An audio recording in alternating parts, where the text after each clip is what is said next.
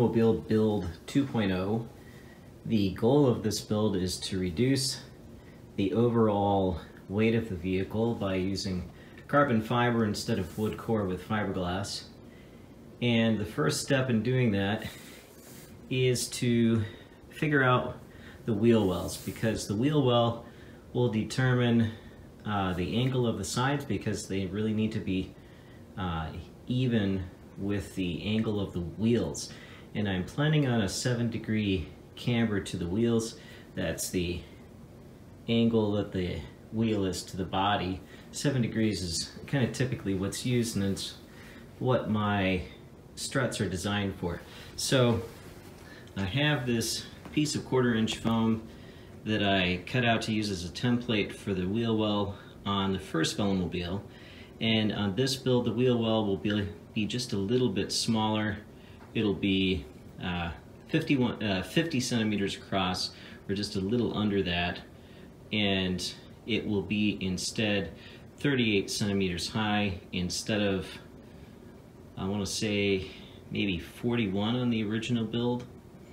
And what I've done is I've taken one of my marathon tires that was sitting around, and I calculated the center. I calculated roughly where the strut would need to sit, and I've set the tire in there and traced around it. And then I figured out where the top of the well will be, and I just moved the tire up there a little bit and traced around that. And then I just cut it out just a moment ago. Then now I'm going to just kind of add a bit of foam along the side that I'll probably hot glue on, maybe throw a little tape in there just to be on the safe side. And then I can set the strut in there with the wheel at the angle that I want, and then I can start to figure out how the sides are going to angle. I've got the wheel well attached now, on the sides at least, to the cutout that I made. The wheel well is 11 centimeters deep and roughly 38 centimeters high, cat knot included. I've got my center lines drawn, and now the next step is to get the strut in there and get the camber set. Alright, time for another update on the rebuild. It's still stripped and looking insanely terrible and very dirty, as is the whole garage. But I'm working now on the molds for the wheel wells, and I've marked some lines on here as kind of guidelines to help me know what to carve out. I've got one done more or less already. And I stole the measurements off of my Quest Velomobile, and the WAW wheel wells don't generally have much of an indent like this, but it'll work just fine with the steering, and it makes for a little bit stiffer wheel well too, to have that indentation. You don't need that material. I also need to do a little bit of shaping here on the back end to taper it just a little bit. I still need to work out how much taper to do, but that's the progress that I've made today. It doesn't feel like very much, but it took a while to get the dimensions right for the wheel wells shape. The original wheel wells weren't curved down at the lower edge, and it is better aerodynamically to have that curvature there. So I had to work that out and make sure that it would have enough space for 47406 Continental Contact Urbans, which is what I prefer to run in the front. Because they're larger tires, they're not probably going to be as ideal for aerodynamics as it would be if I ran something like a 28, like I run right now on the Quest with the Continental Grand Prix that I have.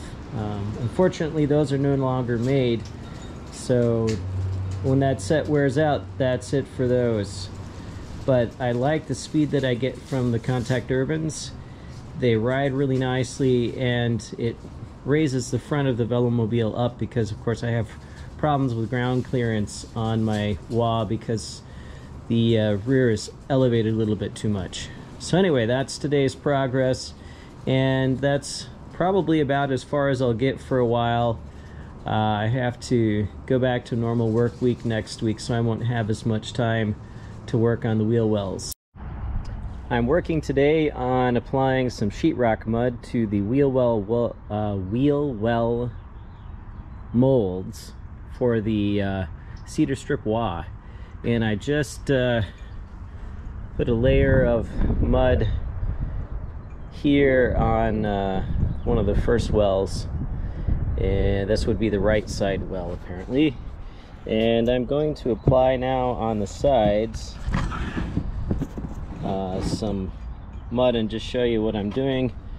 It's a very simple process. Just take some mud, slap it on there. There's nothing complicated about this part of the build process, aside from the fact that I'm making quite a mess here. Normally I would use a metal blade sheetrock mud spatula, but I can't find mine right now, and I don't feel like hunting around the house for it, so this will all get sanded down afterwards.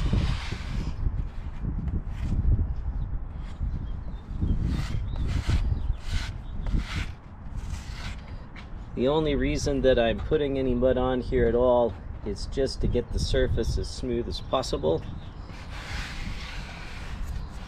so that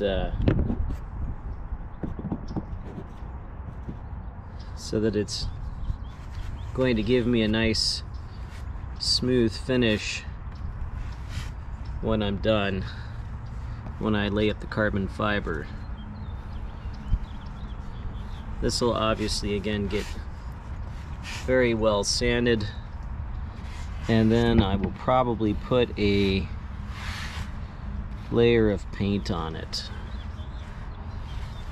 The metal blade would give me a little bit smoother finish, and I may need to track that blade down for the next layer. I'm using 45-minute set sheetrock mud. It's the kind that you need to mix yourself, which is fine. It's not that hard to mix sheetrock mud. And that'll be a quicker set than standard sheetrock mud, which can take sometimes a couple hours to set.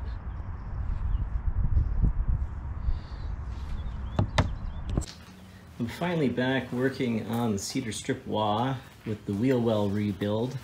Today I smoothed out this area along in here, sanded it down. I took the hot glue down. I'd hot glued on some 1/4 inch foam to cover the joint here, which I hadn't cut very well initially. I should have just painted it, and it would have made things a lot simpler today, but it is what it is. And then I had a little bit of an edge with some fillet along here, and I've smoothed that out too. And then I cut the fillet out along in here so that I've got a nice visual joint. And I've set one of the wheel wells in. I'm not sure if this is the left or the right one. I'm not sure it actually matters. But you can see just how much smaller that wheel well is going to be than the previous one. That should make quite a difference aerodynamically. And then the top of this will run over here. Got a piece here.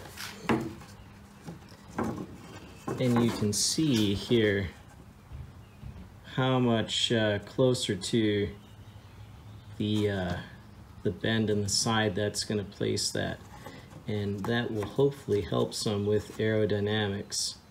So over the next couple days this weekend, with a long weekend, I'll be working on filling in the edges with some strips, cedar strips.